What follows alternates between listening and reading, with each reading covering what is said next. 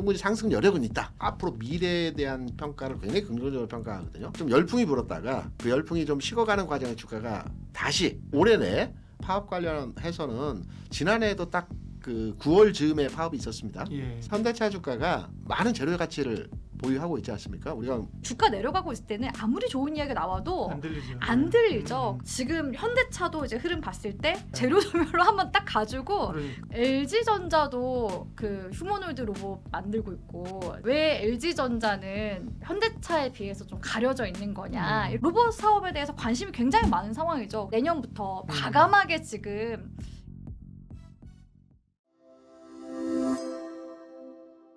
앞으로 미래에 대한 평가를 굉장히 긍정적으로 평가하거든요. 네. 우리가 흔히 시장에서 4차 산업 많이 얘기하지 않습니까? 예전에 한참 얘기했죠. 미래 산업은 4차 산업이다. 그러면 4차 산업의 구체적인 내용들이 인공지능 AI하고요. 그다음에 자율주행하고요. 그다음에 사물 인터넷, 그다음에 통신 정도 산업을 우리가 4차 산업의 군이라고 합니다. 산업군이라고 많이 얘기하는데 이 4차 산업군의 내용이 딱 핵심적으로 모여지는 게 로봇이거든요.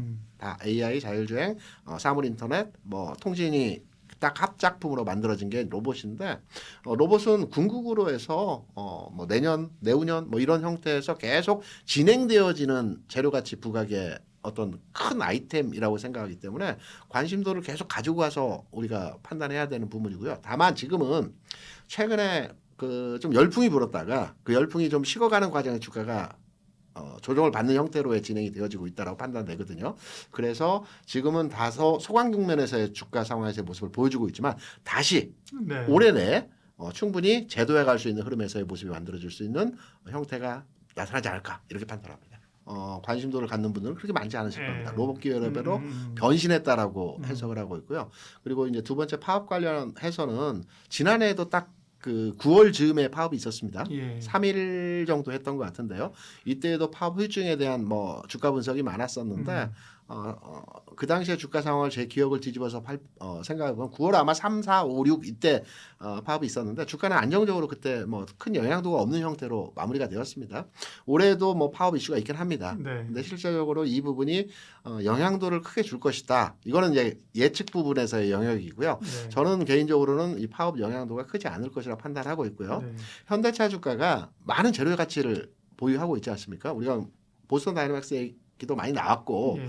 저는 이 부분보다는 현대차가 이제 해외 투자에서 대박을 터뜨린 기업이 두 가지가 있거든요. 보스턴 다이내믹스가 한 3조의 인수를 해서 지금 30조 평가로에 진행이 되어지고 있지 않습니까? 또 그리고 있어요? 자율주행 회사. 어. 자율주행 회사 그 네, 맞아요. 모셔널이라고 하는 네, 회사가 네, 있습니다. 네. 벤처기업 수준인데요. 이거 회사 같은 경우는 한 2조 원에 인수했습니다.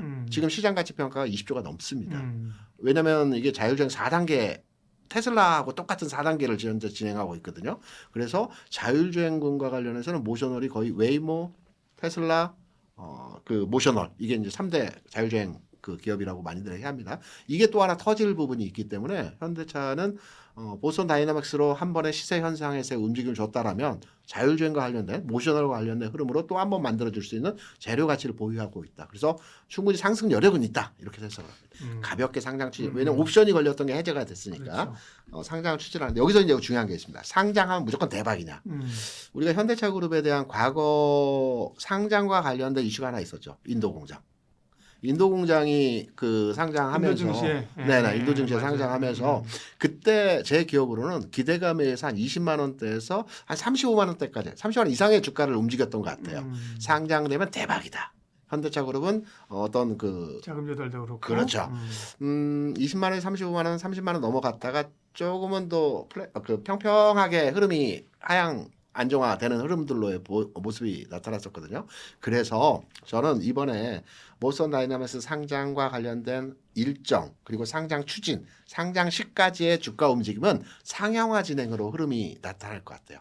그런데 상장이 되고 나서부터는 주가 조금 하락할 수 있고요.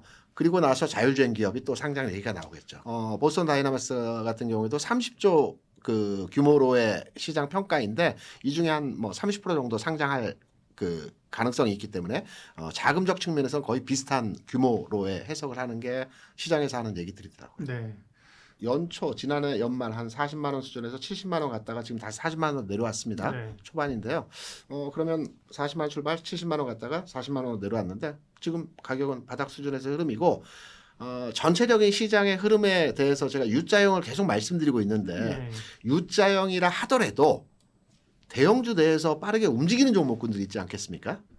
아주 시총이 높은 몇몇 종목들은 좀 제한적인 움직임이 나타나겠지만 대형주가 다 못 움직이는 건 아니거든요. 이때 움직이는 종목이 현대차와 같은 종목들이 움직이지 않을까. U자형의 하단부 다지는 과정에서 그래서 다음 주 구간에서 관심도를 가져가 볼 만한 흐름에서의 모습들 예상하고 있습니다. 잘 들어보지 않았던 로봇주들도 굉장히 많습니다. 딱 기억이 안 나는 종목들도 많거든요. 근데 전체 국내 로봇 산업에서의 글로벌 위상을 보게 되면 아직까지는 그렇게 높은 편이 아닙니다. 왜냐하면 중국이 글로벌리 로봇 산업에서는 거의 탑티어 수준이고요. 중국을 제외하고 보게 되면 일본의 환학이라는 기업이 로봇 부품과 관련돼서 휴머노이드 말고요. 한 전체 시장에서 한 20% 차지하고요. 국내 기업 중에서 가장 큰 기업은 HD 현대 로보틱스거든요. 비상장이죠. 네, 비상장입니다. 네. 이것도 중복 상장 얘기가 있긴 하지만 올해 안에 IPO 플랜이 아마 나올 거는 같습니다. 계속 추진하고 있으니까. 그럼 로봇주에 대한 분위기는 나아질 것 같고요. 그래서 2%이기 때문에 국내 로봇 기업의 전체적인 수준 자체는 아직까지 그렇게 높지 않다라고 보고 있어요. 그러면 여기에서 어떤 현상들이 나타나냐면 로봇주가 움직일 때 여러 로봇주가 있겠으나 앞으로 성장해야 되겠지만 글로벌 수준 내에서의 위상이 그렇게 크지 않다라고 하면 핵심주로의 압축이 되어가는 과정들이 나타나거든요. 그러면 핵심주에 그 압축되어지는 과정에서 어떤 로봇주들의 관심도가 있느냐? 우리가 흔히 로봇주 하면 레인보우 로보틱스, 두산 로보틱스, 그렇죠. 그 협동 로봇은 두산, 뭐 사족 보행은 레인보우 이렇게 많이 얘기하지 않습니까? 완성형 로봇은 요 정도가 될 거고요. 그리고 부품주 내에서는 뭐 여러 종목들이 있는데 로보티지가 가장 주가의 움직임 측면에서도 긍정적이고 뭐 기술적 측면 또 재무적 측면도 긍정적입니다. 그래서 딱 로봇주는 현대차 그룹을 제외한다라면 요 세 종목 내에서 흐름으로 관심도를 갖는 게 어떨까 이렇게 생각을 합니다. 사실 주가가 올라간 게 실적 때문에 올라간 거는 아니죠. 아니잖아요. 맞아요. 네. 그래서 이번에 뭐 실적 발표 나온다고 하더라도 뭐 주가상에 크게 뭐 상승 탄력을 받거나 하는 거는 제한적이지 않을까라는 생각이 들고 그래도 뭐 실적에 대해서 좀 짚고 넘어가자면은 말씀하신 것처럼 3월달에 부품사 화재 영향도 일부 반영이 될 것이고 거기에다가 이제 터키 공장 같은 경우에도 전기차 라인도 그 공사에 들어갔다고 하더라고요. 그래서 유럽 판매 대수 역시도 예상보다 좀 적은 그런 부분들도 반영이 이제 된다라고 했을 때 작년 동기 대비하면은 24% 정도 영업이익이 감소할 거라고 지금 이야기가 나오고 있는 상황이거든요.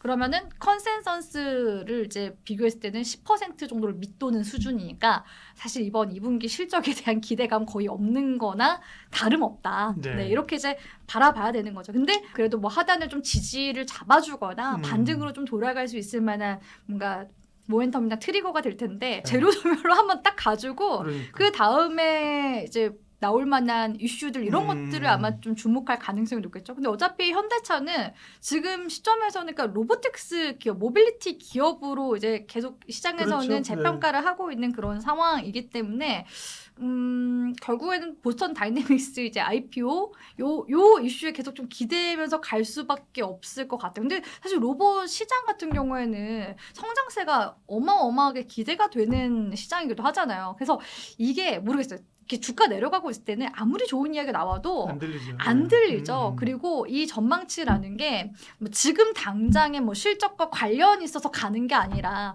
2030년도 그 이상 됐을 때 시장 점유율이 이렇게 될 것이다. 라는 거라서 그게 투자자들의 그런 투심을 확 사로잡을 만한 이슈가 될까 싶어요. 보통 이렇게 올라갈 때는 오 그래? 전망 좋네 하고서 이제 장밋빛 전망으로 가는 건데 떨어질 때는 이런 이제 미래에 대한 전망이 아무리 수치가 높게 숫자상으로 이렇게 찍힌다고 하더라도 투자자들한테 잘 안 들리기 마련이거든요. 그래서 결국에는 지금 현대차도 이제 흐름 봤을 때 수급이 돌아와야 된다. 저는 맞아요. 결국 수급 논리로 가게 되는 것 같습니다. 분할로 사들어 가야 하는 가격 구간대라고서 생각을 하고 있긴 하거든요. 근데 이게 진짜 IPO 이후에는 어떻게 될지 모르겠어요. 지금 그러니까 하반기가 꽤 남아 있는 상황이잖아요. 네. 지금 뭐 한 5개월 정도 지금 남아 있는 상황 속에서 IPO가 이제 뭐 연말 연초쯤 이제 진행한다. 그럼 그게 제로 소멸로 갈 수도 있는 거잖아요. 그 이후에는. 근데 그 전까지 현대차를 그럼 지금 가격 대비해서 만약에 100만 원대 간다면은 2배 이상 올리는 건데 이게 가능할 수 있을까? 일단은 그게 좀 궁금해요. 저도 개인적으로. 왜냐면 지금 시장이 조정을 준 상황에서 빈집이 많거든요. 지금 현대차도 되돌림이 굉장히 좀 강하게 나타나준 상황이기 때문에 지금 요 구간대에서 들어가는 건 저는 굉장히 매력도가 있는 구간이라고 생각해요. 그러니까 거의 80만 원 부근에서 들어가는 것과 지금 이제 들어가는 건 차이가 크잖아요. 네. 80만 원대 들어가신 분들은 이미 지금 반토막이 주가가 나 있는 상황이고 지금 들어가시는 분들은 정고점 구간까지 그냥 회복만 나오더라도 2배를 일단 먹고 들어가는 자리이기 때문에 거기서 이제 결국에는 타이밍의 문제다라고 생각을 하고 그러니까 결국에는 현대차는 지금 빈집이 되고 있어요. 빈집. 그럼 여기서 새로운 주도주로 만약에 떠오른다. 하반기 주도주로.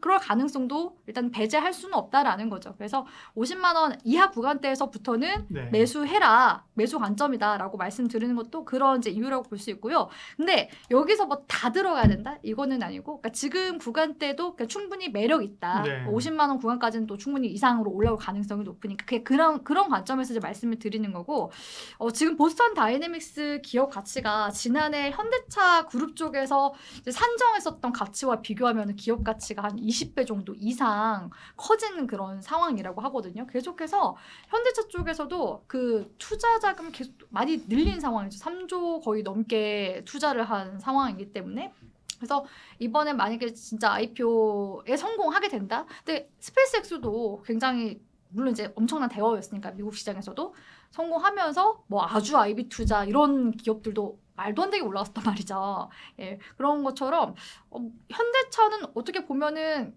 그 모회사 그 보스턴 다이내믹스의 지분 투자는 모회사인 거잖아요. 지주회사 네. 이렇게 이제 볼 수가 있기 때문에 그러면 그런 가치 반영이 우선적으로 좀 더 많이 반영이 된다라고 했을 때 그 업계에서 산정한 가격대, 목표 주가 가격대가 100만 원 이상이라고 한다면 충분히 가능성은 있다라고서 저도 이제 보는 거예요. 그래서 이거를 지금 현대차를 지금 당장의 밸류에이션으로 이거는 평가할 문제는 아니기 때문에 이게 뭐 전문가인데 이걸 그냥 단순 기대감과 성장성으로 이걸 계속 보면서 이걸 사라고 해야 되는 건가 하실 수 있겠지만 로봇주들은 사실상 그런 성장성에 대한 기대감으로 가는 거기 때문에 그런 부분들을 좀 계속 이슈를 네.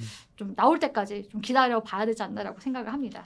이런 재밌는 질문 하신 그런 앵커님이셨나 누구 중에서 있었는데 LG전자도 그 휴머노이드 로봇 만들고 있고 지금 현대차 쪽에서 보스턴 다이내믹스를 통해서 휴머노이드 만들고 있는데 왜 LG전자는 그 현대차에 비해서 좀 가려져 있는 거냐 이렇게 질문하신 분이 네. 계셨어요. 근데 LG전자는 기본적으로 이제 가전 제품을 만드는 곳이잖아요. 그래서 그 휴머노이드 로봇도 이제 클로이드 가정용 홈 로봇이거든요. 그러니까 아무래도 그 보스턴 다이내믹스에서 만든 아틀라스는 제조 시설, 그러니까 그렇죠. 산업용 시설에서 쓰이는 일꾼이죠, 일꾼. 네.